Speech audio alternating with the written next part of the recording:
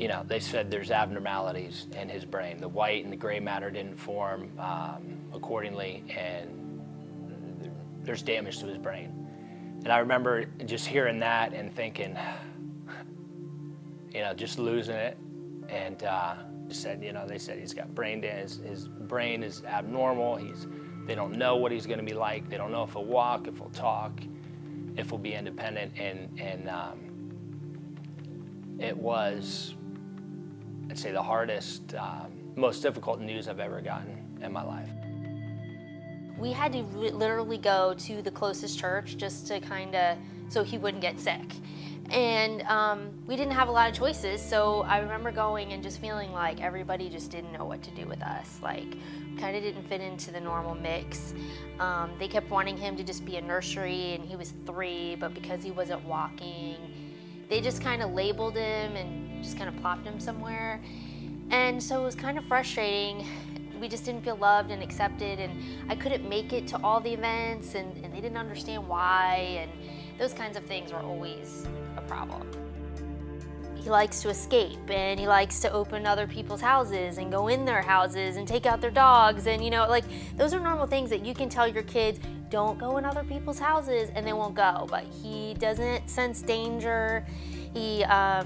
So he just goes in wherever, he talks to whoever, he's oblivious of cars coming on the street, so there's this you know, you're just always having to look.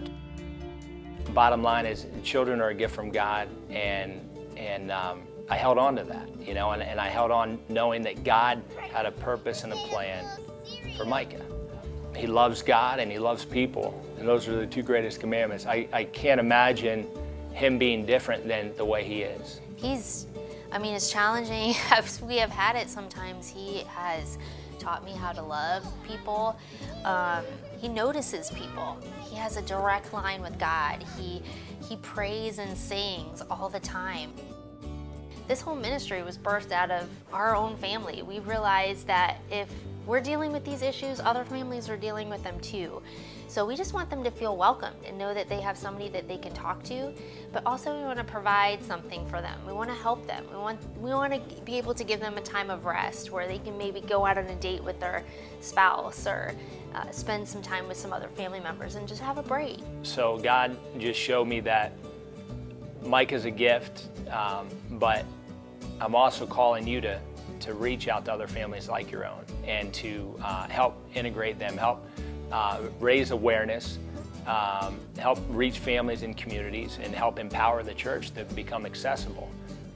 But if it wasn't for Micah, I know the Ability Tree wouldn't exist.